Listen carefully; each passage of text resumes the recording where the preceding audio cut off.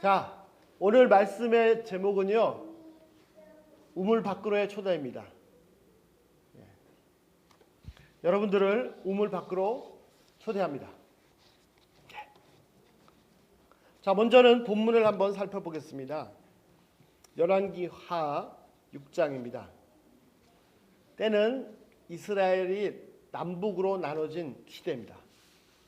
솔로몬 왕이 죽은 다음에 이스라엘 왕국은 지금 한반도처럼 두 개로 나눠졌습니다. 남북으로.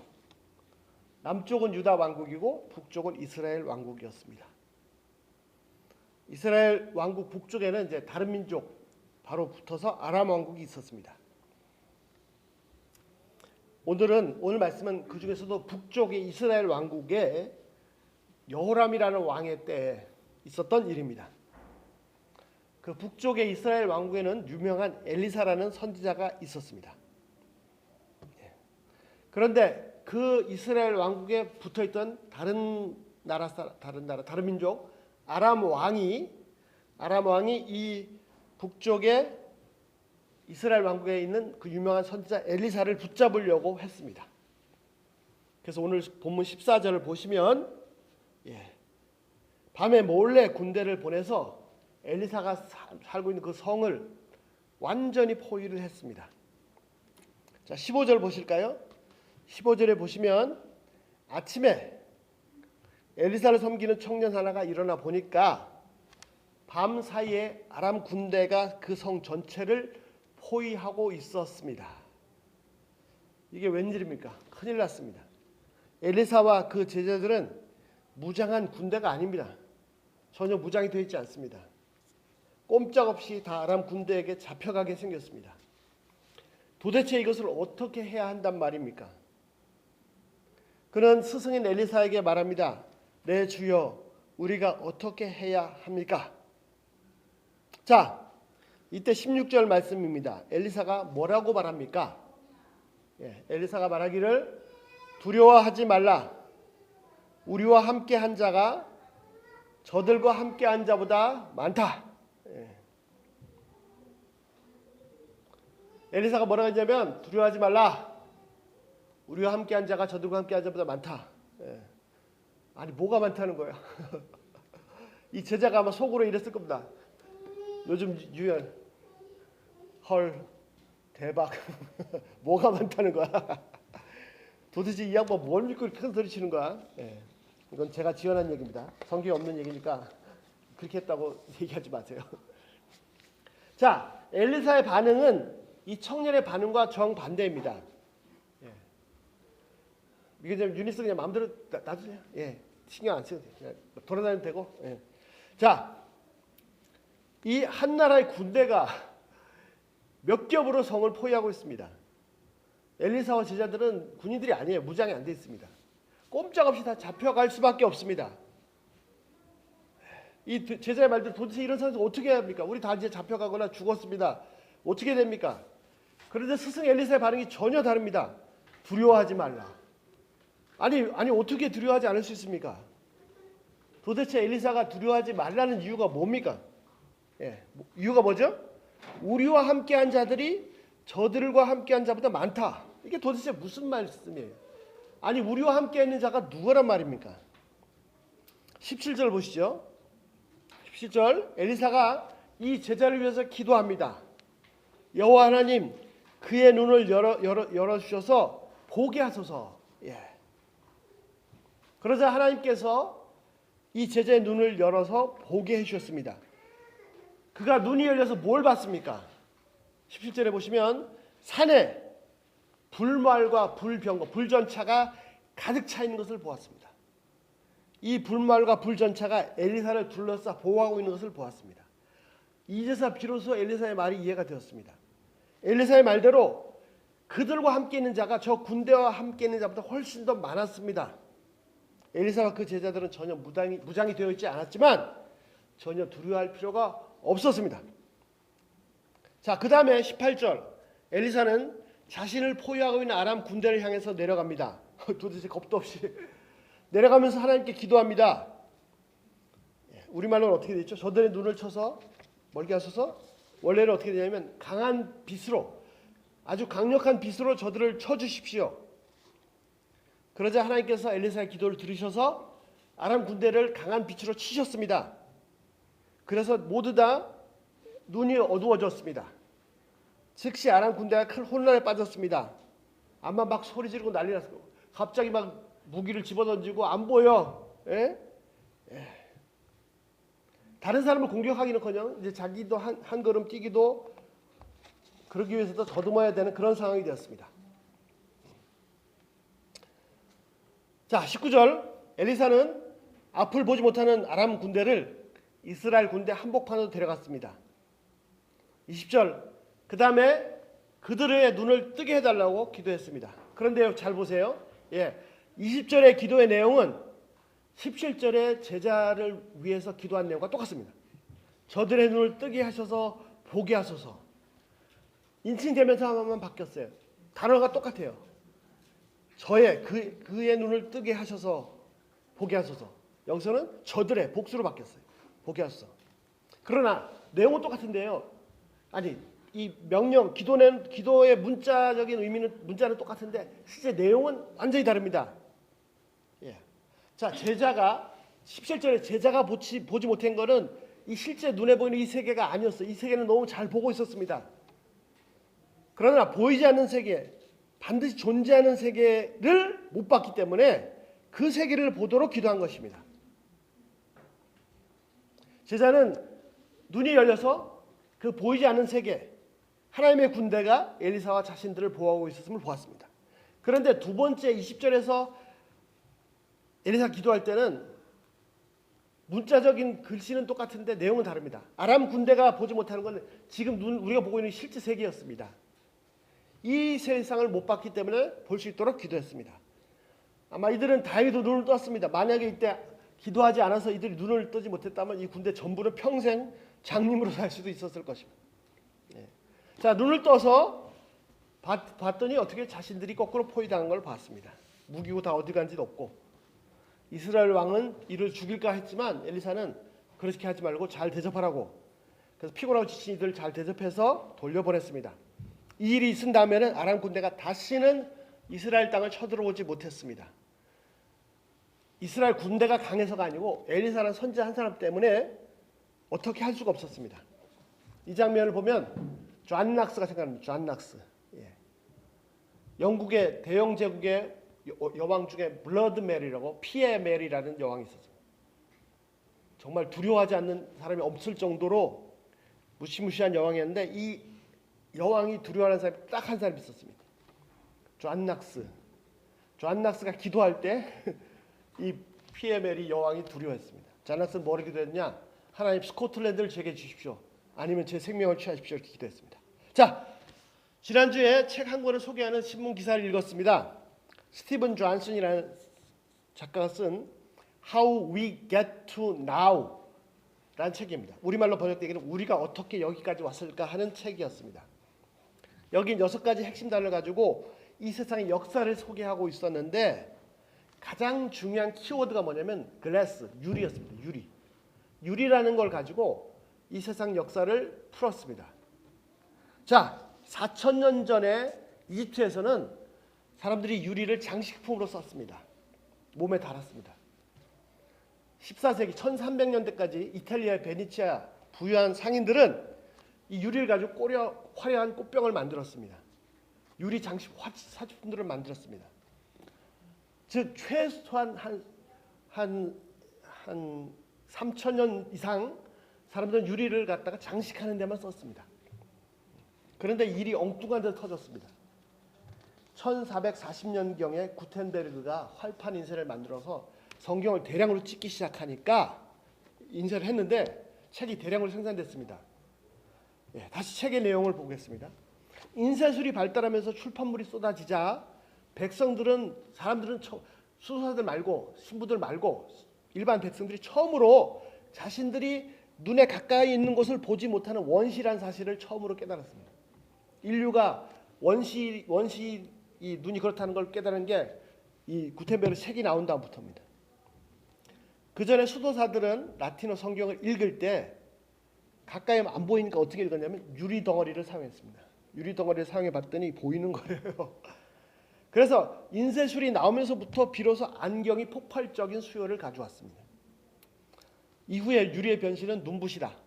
20세기 초 유리를 길게 늘여서 실처럼 아주 가는 실처럼 섬유를 뽑아냈다. 이 유리 섬유는 여기 전문가 계시지만 강철보다 더 강합니다. 예. 그래서 컴퓨터 회로판도 만들고 튼튼해 가볍고 튼튼해야 되는 비행기 몸체도 바디도 만들고 또한 유리 섬유는 어떤 일을 하냐면 빛을 한 곳에 모으는 레이저나 또 이거와 결합해서 광섬유를 발달했습니다. 그래서 오늘날 전 세계 전 지구를 연결한 인터넷은 광섬유 케이블로 연결되어 있습니다. 인터넷도 결국 유리로 짜여진 것입니다. 물질은 사람의 인식을 바꾼다. 자, 블록 유리를 옆으로 이렇게 놓으니까 안경이 됐죠. 옆으로 놓지 않고 이렇게 앞뒤로 놓으니까 물체가 확대돼서 보였습니다. 그래서 뭐가 나왔습니까? 망원경과 현미경이 태어났습니다. 망원경이 나오니까 뭘 했어요? 갈릴레오가 망원경을 통해서 도저히 사람이 상상도 할 수 없던 일, 지구가 돈다는 것을 발견했습니다. 현미경을 통해서 세포와 박테리아를 발견하고 그 다음에 세포와 박테리아를 발견한 다음에 제일 처음에 나오는 게 뭐냐면 소독해야 된다. 청결이 중요하다는 걸 깨달았습니다. 여러분 지금 도저히 상상이 안 되시겠지만요. 1955년 그 19세기 초까지만 해도 사람들은 이 몸을 물에 담그면 몸에 안 좋다라고 생각을 했습니다. 위생이 안 좋았습니다. 실제로. 예. 그래서 물로 깨끗이 씻을 것을 처음으로 강조한 포스터가 뭐냐면 미국의 포스터가 처음 나온 게 씻으라고 포스터가 나온 게 1955년입니다. 지금은 그런 포스터 없지만 하도 안 씻으니까 그리고 씻으면 몸에 안 좋다고 사람들이 알고 있으니까 안 좋았어요. 그리고 근데 1955년부터 씻으면 좋다고 이제 포스터가 나왔죠. 왜 이게 가능하냐면 염소 처리법으로 오염된 물을 정화한 이후에 위생 개념이 바뀌었습니다. 나폴레옹도 편지가 썼는데 전쟁 끝나고 돌아가는데 자기 왕비한테 편지 씁니다. 내가 돌아가니까 제발 몸을 물로 씻지 마시오. 무슨 말인지 이해가 안 되시죠? 예. 염소 소독법이 나오기 전에는 물로 씻는 것은 몸이 오히려 더 나쁘게 했습니다. 자, 변화와 혁신은 이들을 주도한 이들도 전혀 예상치 못한 분야로 퍼져나갔습니다. 자, 20세기 초에 오염된 물을 청소하는 염소 처리법을 발견한 다음부터 유아 사망률이 74%가 줄어들었습니다. 그리고 이것은 예측이 가능한 일이었습니다. 그런데 엉뚱하게 또 어떻게 됐죠? 이 덕분에 더운 여름날 수영장에서 늘씬한 몸매를 드러내는 비키니가 등장한 것은 아무도 예상하지 못했다. 염소 처리법으로 깨끗한 물을 대량으로 공급할 수 있게 되면서 공공 수영장이 탄생했고 여성들은 무릎과 어깨를 드러내기 시작했다. 또 유리에 어떤 게 있냐? 유리의 한쪽 면을 주석과 수은을 혼합 물을 바르면 반사력이 뛰어난 거울이 된다. 인류는 처음으로 자신의 모습을 똑똑히 볼 수 있었다. 레오나르도 다빈치나 렘브란트 같은 화가들이 자화상을 그린 것은 거울 덕분이었다. 요즘 생각하면 왜 자화상을 굳이 그려요? 옛날에는 그게 너무 신기한 거였습니다. 자신의 모습을 비추는 이 새로운 물건을 등장으로 거울과의 대화, 자의식과 자기 성찰이 일어났습니다. 자, 냉기를 잡아주는 기술인 냉장고 발달. 예. 그래서 인간은 신선한 식품 오래 먹을 수 있게 되었습니다. 제 생각에는 이 책 속에는 안 나왔지만 이 냉매 발견도 아마 유리와 관계가 있지 않나, 현미경 관계가 있지 않나 생각이 됩니다. 자, 에어컨의 발명 어떤 일이 일어났냐? 에어컨이 발명하니까 미국의 정치 지도가 바뀌었습니다. 원래 남부는 민주당이었는데 보수당 부자들이 리타이어하고 에어컨 때문에 에어컨이 없을 땐 이사를 못 오다는데 에어컨이 있으면서 이사 오면서부터 미국의 정치 판도가 바뀌었습니다. 자, 이 책에서 글래스, 유리라는 걸 가지고 최근의 급격한 과학의 발전과 이로 인한 인류의 삶의 모든 부분에 미치는 영향력을 잘 소개했습니다. 아까도 말씀드린 것처럼 수천 년 동안 유리는 장식품에 불과했습니다. 그런데 인쇄술이 나오면서 성경이 나오면서 만화가 현미경이 나오고 그 다음부터 대규모로 변화가 일어났습니다. 강화 탄소 섬유 개발, 유리 섬유 발달, 유리소문을 통해서 인터넷 발달 등등. 와, 사회 전체가 완전히 바뀌었죠. 자, 이 책의 저자 스티븐 존슨은 이 모든 것을 유리라는 것을 통해서 끌어냈지만, 저는요 유리보다도 이 본다는 것, 보는 것으로 이 모든 문제를 풀고 싶습니다. 매개체는 유리지만 결국 만환경과 현미경으로 인해서 인간이 볼 수 있는 범위가 수천억 배가 확대되면서 과학의 벼랑 끝 같은 급격한 발달, 그리고 이 과학의 발달로 인간의 삶이 완전히 혁명이 일어났습니다. 자, 중요한 것은요, 오늘 그 혁명이 시작됩니다. 무슨 말입니까? 자, 인간에게 보는 것은 대단히 중요합니다. 인간이 자신의 외부의 것을 접촉하고 인식하고 지식을 얻을 수 있는 것은 결국 5가지 감각 기관입니다. 눈, 코, 귀, 입, 그리고 피부. 그것을 통해서 보고, 냄새 맡고, 듣고, 맛보고, 만져보고, 접촉하고, 그래서 사물을 인식합니다. 그 중에서도 가장 강력한 것은 눈인데요, 보는 것입니다. 만지고, 냄새 맡고, 맛보고, 듣고 하는, 이거 결국은요 보는 것으로 최종 확정이 됩니다. 자, 어디서 소리가 들려, 뭐가 있나 보다, 가보자, 가서 보고 확증하는 것입니다. 여기까지는 중요한데, 보는 것이 너무너무 중요한데 조금 오버합니다. 너무 교만하게, 그래서 아주 무식하게 말합니다. 보는 것이 전부다, 보이지 않는 것은 없다. 정말 그렇습니까? 보이지 않는 것은 없습니까? 절대로 그렇지 않습니다. 이 세상은요, 보이는 것보다 보이지 않는 것이 훨씬 더 많습니다. 자, 우리가 본다는 것은 어떤 것이냐면 빛이 있기 때문에 가능합니다. 그렇죠? 어떤 물체가 빛이 반사돼서 우리 눈에 들어오니까 물질을 인식할 수 있죠. 그런데 우리 눈으로 빛이 오는데 그 빛 중에서 우리 눈으로 볼 수 있는 빛은요, 극히 일부분입니다. 그래서 우리가 뭐라고 하죠? 그거를 가시광선이라고, 비저블 라이트라고 합니다. 그러나 빛은요, 빛의 스펙트럼은, 가시광선은 극히 일부분이다. 엄청나게 넓습니다. 그러므로 우리가 가시광선으로 본다고 하는 것은 보고 있는 것, 실제 존재하는 것의 극히 미미한 일부분입니다. 이를 응용한 것이, 참 이스라엘 사람들 천재인데 원리는 간단한데요, 야시경입니다.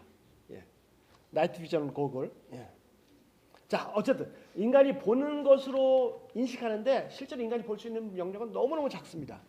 보이는 것이 전부다, 보이지 않는 것은 없다라고 하는 것은 진짜 우물 안의 개구리입니다. 우물 밖에, 우물 안보다도 훨씬 더 큰, 무지무지하게 큰, 비교할 수 없이 큰 세상이 있습니다. 이 우물 안의 개구리는 우물 밖에 이 엄청난 세상이 있다는 걸 모릅니다. 14세기 이후에 인간이 볼 수 있는 범위가 급격하게 광범하게 커져서 과학이 폭발적으로 발달했습니다. 그래봤자 결국 이 본다는 것에 제한된 것입니다. 그럼에도 불구하고 보이지 않는 것은 없다고 과학이 발달하면서 더 맹신하게 되었습니다. 이 우물이 좀 더 환해진 것에 불과한데 우물 안에서 우물이 조금 더 볼 수 있게 된 것 불과한데, 자, 실제 인간의 상태는 어떻습니까? 우물 입구가 이 머리 위에 있는 게 아니고 저 우주 끝에 있습니다. 그래서 우주 끝에 우물 입구가 있어서 우물 입구가 있는지도 모릅니다. 인간 자신이 겨우 우물 안에 있다는 것을 그것도 모릅니다. 자, 재밌는 거 한 가지 사실이 있습니다. 자, 거울 렌즈의 발달로 인해서 보이는 세계가 전부가 아니다라는 것을 이 진리를 확정시켜 준 것이 있습니다. 과거에는요, 아까 물 얘기했지만 미생물, 박테리아 이런 걸 안 보이니까 없다고 몰랐어요. 자, 안 보이면 없는 것입니까? 그래서 물로 씻었더니 오히려 막 피부가 더 나빠지고 막 이런 일이 생긴단 말이죠. 이제는 현미경 때문에 볼 수 있게 됐습니다. 그래서 소독을 할 수 있게 되었어요. 자, 그러면 현미경이 있기 전에 사람들이 눈에 안 보이는 박테리아, 미생물이 있었는데 그것이 안 보인다고 해서 없었던 것이 아니지 않습니까? 안 보였지만 있었어요. 오히려 과학이 발달해서 보이는 것이 전부가 아니라는 걸 확증시켜 주었습니다. 그래도 불구하고 이제 과학이 좀 발달하니까 더 교만해져 가지고 이제 보이지 않는 거 없다, 점점 더 강하게 얘기하고 더 무식하게 되죠. 자, 중요한 것은 뭐냐면 오히려 보이지 않았던 그 미생물이 보이는 세계에 더 강력한 영향력을 미치고 있었다는 것입니다. 지금도 마찬가지입니다. 자, 이 세상은요, 눈에 보이는 아람 군대가 지배하고 있는 것이 아닙니다. 만일 보이는 아람 군대가 전부라면 엘리사와 그 제자들은 다 잡혀가거나 죽임을 당하는 것으로 끝납니다. 보이는 아람 군대가 지배하는 것이 아니라 보이지 않는 하나님의 군대, 산 위의 물과 불말과 불전차가 세상에 절대적인 영향을 미치고 있습니다. 보이지 않았지만 박테리아가 있었잖아요. 그것이 영향이 컸잖아요. 제발 간절히 여러분, 눈에 보이는 아람 군대가 절대로 전부가 아닙니다. 오늘날 우리가 매일매일 살고 하는 현재 이 매일매일 삶에서 나를 뺑뺑 몇 겹으로 포위하고 있는 아람 군대만 보이십니까? 재정 문제, 신분 문제, 자녀 문제, 교육 문제, 건강 문제, 이런 뺑뺑 나를 둘러싸고 있는 아람 군대 때문에 나는 죽었다. 내 인생은 다 끝났고 다 끝장났고 내 꿈은 다 사라졌다. 아람 군대만 보인다. 그래서 아무것도 안 보인다. 미래가 아무것도 안 보인다. 절대로 속지 마십시오. 아람 군대가 세상을 지배하는 것이 아니라 보이지 아니하신 하나님의 군대가, 아니 하나님께서 온 세상을 다스리십니다. 내 인생은, 아니 오늘 내 삶은 아람 군대의 손에 있는 것이 아니고 절대적인 하나님의 손 안에 있습니다. 이것이 진실입니다. 눈에 보이는 아람 군대가 진짜가 아니고 보이지 아니하신 하나님이 통치하신다. 이것이 진실입니다. 자, 오늘 본문에 세 부류의 사람이 나옵니다. 첫 번째는요, 완전히 앞을 못 보게 된 아람 군대입니다. 이들은 무기로 무장을 했지만 이 무기가 무슨 소용이 있습니까? 아무것도 안 보이는데 싸울 수가 없습니다. 어디 허공을 찌릅니까? 예. 싸움은커녕 한 발짝 뛰는 것도 다른 사람이 도와줘야 됩니다. 자, 두 번째 사람은요, 엘리사의 제자입니다. 그는 눈으로 잘 봤습니다. 아마 젊었기 때문에 눈이 되게 좋았을 것 같아요. 그러니까 성 바깥에 막 군대들이 포위하고 있나 봤겠죠. 그러나 그 좋은 눈으로 아람 군대의 말을 보았기 때문에 큰일 났다, 죽었다, 끝났다 생각했습니다. 나는 정말 젊었을 때부터 모든 걸 포기하고 엘리사 밑에 제자로 왔는데 나중에 엘리사나 엘리야처럼 위대한 하나님의 사람이 되고 싶었는데 그래서 집도 안 해서 여기까지 와서 생고생하고 있는데 새벽부터 일어나서 물 들고 있는데 뭐야 이거, 아람 군대에 다 포위당해서 여기서 죽임당하면 내 꿈은 다 사라지고 내 인생은 망하고 아람 군대가 보이니까 미래가 안 보입니다. 세 번째는요, 하나님의 사람 엘리사입니다. 이 표현이 얼마나 멋있는지 모르겠습니다. 하나님의 사람 엘리사. 자, 그는 눈에 보이는 것만 보는 사람이 아니고 보이지 않는 것도 보는 사람이었습니다. 그도 눈앞에 아람 군대를 보았지만 또 뭘 봤습니까? 하늘의 불말과 불전차도 보았습니다. 그는 말합니다. 두려워하지 말라. 우리와 함께 있는 자들이 저들보다 많다. 그는 지금 눈에 보이는 아람 군대가 전부가 아님을 너무나 잘 알고 있었습니다. 진짜 군대가 따로 있었습니다. 사람들은 못 보는 그것을 보고 있었습니다. 다른 사람은 보지 못하지만 그는 진짜 실체를 보고 있었습니다. 실제로 눈에 보이는 것보다 훨씬 더 중요한 것을 엘리사는 보았습니다. 실제로 우리가 눈에 보이는 이 세상은요, 아까도 쭉 말씀드린 지극히 작은 지극히 일부분입니다. 보이는 세상이 얼마나 작은지 다 표현할 수 없습니다. 우물 밖에, 우물보다도 엄청나게 큰 세상이 따로 존재하고 있습니다. 중요한 것은 뭐냐면요, 엘리사처럼 이 보이지 않는 세상, 진짜 세상, 이 무지무지하게 큰 세상을 보는 것입니다. 거의 대부분의 사람은 어떻게 해요? 엘리사의 제자처럼 눈에 보이는 세상만 보고 살아갑니다. 이 눈에 보이는 세상이 전부라고 합니다. 우물 안이 전부라고 생각합니다. 우물 안이 개구리가 아무리 생각해봤자 이 우물 안이 전부죠. 온 세상이죠. 절대로 그렇지 않습니다. 우물 밖의 세상, 보이지 않는 세상, 그러나 진짜 세상이 있고 그 진짜 세상을 봐야 됩니다. 자, 그러면 어떻게 이 진짜 세상을 볼 수 있습니까? 요한복음 9장에 예수님께서 소경했던 사람의 눈을 고쳐주셔서 보게 한 사건이 나옵니다. 이 사람의 인생이 완전히 바뀌었습니다.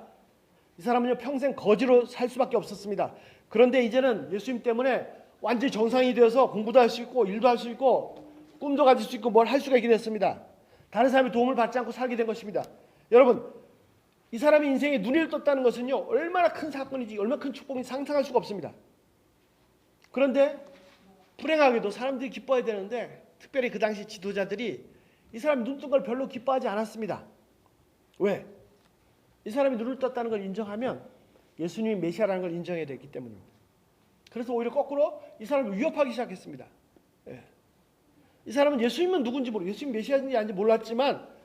그러나 너무 분명한 사실이 하나 있었어요. 자기가 눈을 떴다는 거, 이걸 부인할 수가 없는 거예요. 예. 결국 이 사람은 출결당했습니다. 그 사회에서 쫓겨났어요. 그 사회에서 매장을 당했습니다. 눈을 떠서 너무 좋았는데 이 일 때문에 그 사회에서 더 이상 살 수 없게 되었습니다.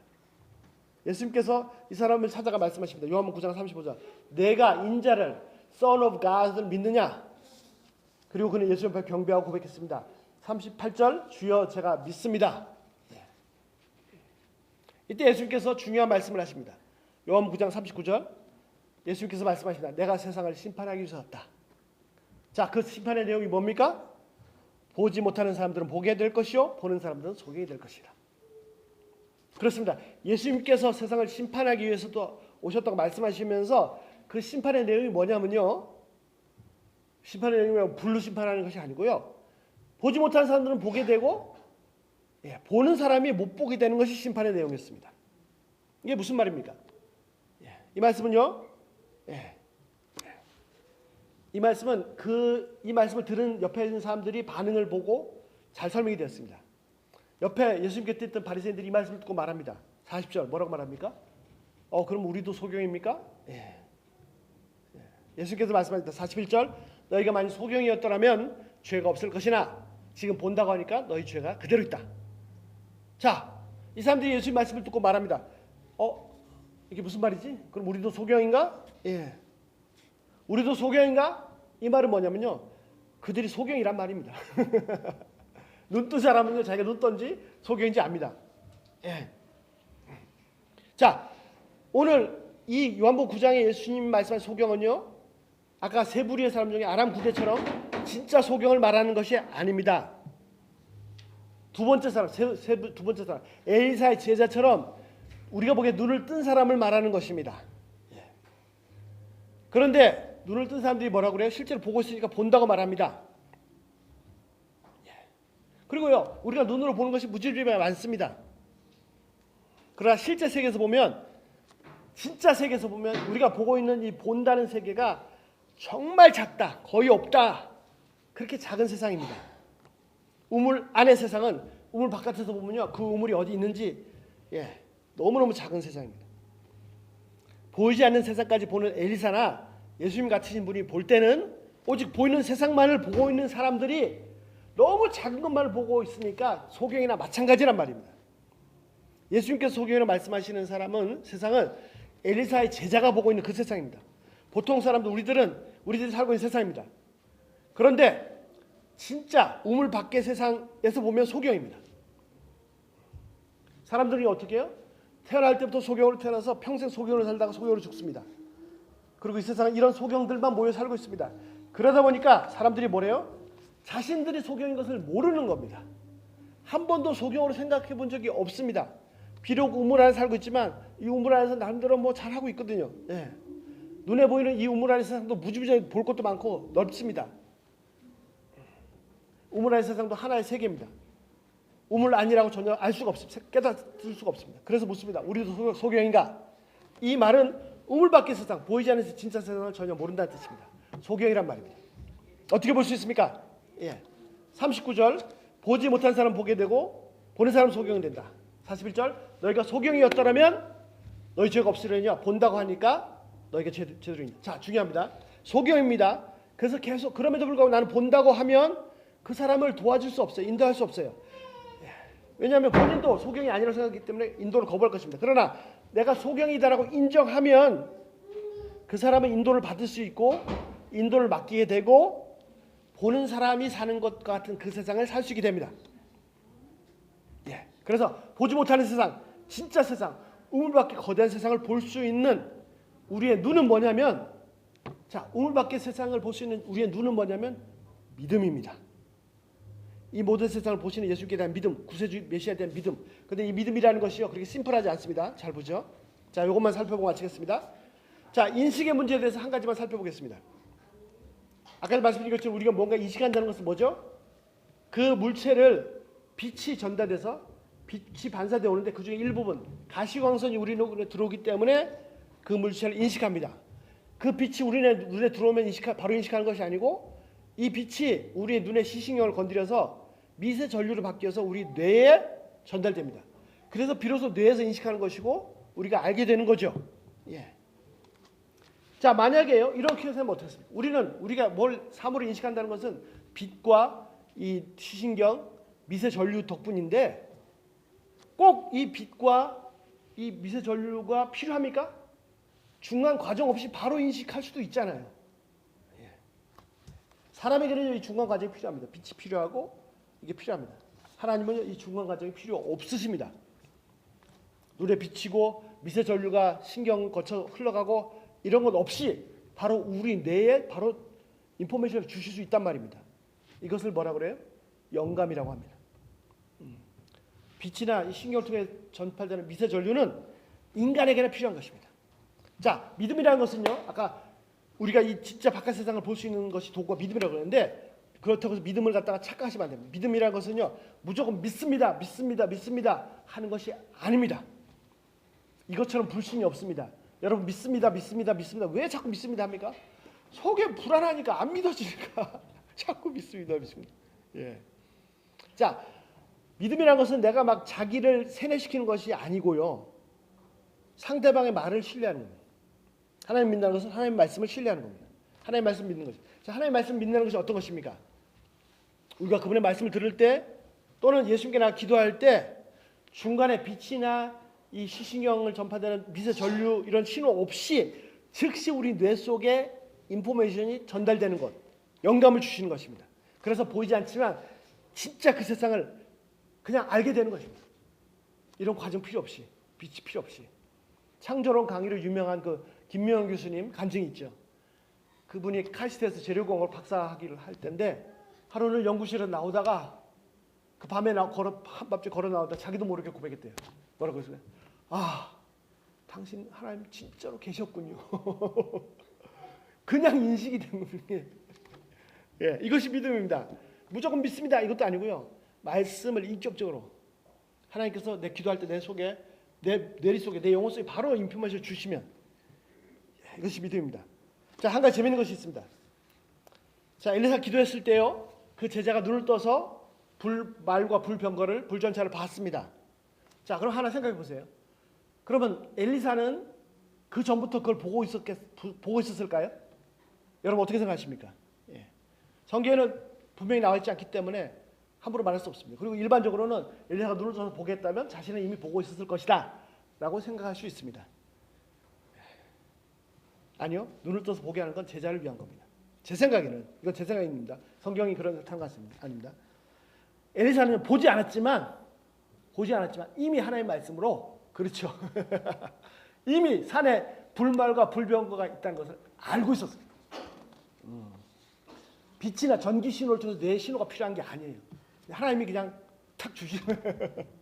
예. 진짜 눈은요, 우리 눈이 진짜 눈이 아닙니다. 진짜 눈은요, 믿음입니다. 믿음. 하나님의 말씀입니다. 빛을 통해서 우리 뇌에 전달되는 것은요, 극히 작은 세상, 마이크로의 세상입니다. 마이크로의 세상. 진짜 세상은요, 우리 뇌에, 영혼에 전달되는 신호, 하나님의 말씀의 세상, 믿음의 세상입니다. 우리는 이 진짜 세상을 무시하고 살았습니다. 이 진짜 세상이 진짜인데 얼마나 광대한 세상인데 없는 것으로 살아왔습니다. 왜 그렇게 됐습니까? 왜 이 진짜 세상을 무시하고 모르고 이그노하고 없는 것으로 살아왔습니까? 인간이, 아담이 범죄했기 때문입니다. 아담이 하와가 범죄하기 전에는 매우 스피리추얼한, 영적인 신령한 존재였습니다. 눈에 보이는 것에 의존해서 사는 사람이 아니고요, 영의 사람, 믿음의 사람이었습니다. 영적으로 교제하는 충만한 영혼의 세상, 영혼으로 세상을 인식하는 사람들이었습니다. 그런데 사탄이 와서 속였어요. 뭐라고 그랬어요? 창세기 3장 5절, 너희가 그것을 먹는 날에는 어떻게 된다고요? 너희 눈이 밝아져. 이 말에 속은 겁니다. 하나님처럼 될 수 있다. 마치 무슨 새로운 세상이 열리는 것처럼 속였습니다. 이 사단의 속임 속에 넘어가서 죄를 졌습니다. 그래서 어떻게 됐습니까? 창세기 3장 7절, 저들의 눈이 밝아져 자신들의 벌거벗은 것을 알고. 그동안은요, 영혼으로, 스피릿으로 인식했던 그 엄청난 세상이 있었는데 그 영혼의 불이 딱 꺼지고 육신의 눈이 확 열린 겁니다. 이 마이크로 세상이 전부가 됐습니다. 소경이 돼버린 겁니다. 눈이 열렸다고 소경이 된 겁니다. 예. 새로운 세상이 열린 게 아닙니다. 이제는 빛과 신경을 통한 미세전을 통하지 않고는 도저히 볼 수 없는 이 마이크로 세계만 볼 수 있게 된 겁니다. 죄가 들어와서 하나님과 단절되고 영혼이 그 기능을 딱 상실했어요. 영혼의 불이 딱 꺼져버렸습니다. 영혼이 죽어버렸습니다. 진짜 세상을 전혀 인식할 수 없게 됩니다. 산 위에 진짜 불말과 불전차를 볼 수 없게 되었습니다. 이제 눈에 보이는 이 마이크로 세상, 아람 군대밖에 안 보입니다. 이 우물 안이 전부가 되었습니다. 하나님의 은혜로 이 진리를 나누고 있지만요, 이 말씀을 준비하면서 저도 제 자신을 볼 때는요, 눈에 보이는 세상을 거의 95% 아니 99%그 세상 속에 살고 있지, 이 진짜 세상, 우물 바깥의 세상을 1%나 제대로 인식하고 살고 있는가 안타깝습니다. 눈에 보이는 이 세상, 이 마이크로 세상, 우물 안에만 살지 않고 보이지 않는 세상, 믿음의 세상을, 그 세상을 훨씬 더 많이 살고 싶습니다. 보이는 육신의 세상이 아니라 믿음으로 인식하는 영적인 세상, 우물 밖의 거대한 세상에서 더 많은 시간을 보내고 싶습니다. 눈에 보이는 아람 군대가 절대 전부가 아닙니다. 보이지 않는 하나의 군대가 있습니다. 엘리사는 볼 필요도 없었습니다. 엘리사는 믿음으로 영으로 이미 다 인식하고 있었습니다. 눈에 보이는 아람 군대보다도 더 분명한 실체를 인식하고 알고 있었습니다. 눈에 보이는 아람 군대의 헛개비입니다. 진짜 보이지 않는 불말과 불전차가 진짜입니다. 물속에 박테리아 안 보였죠?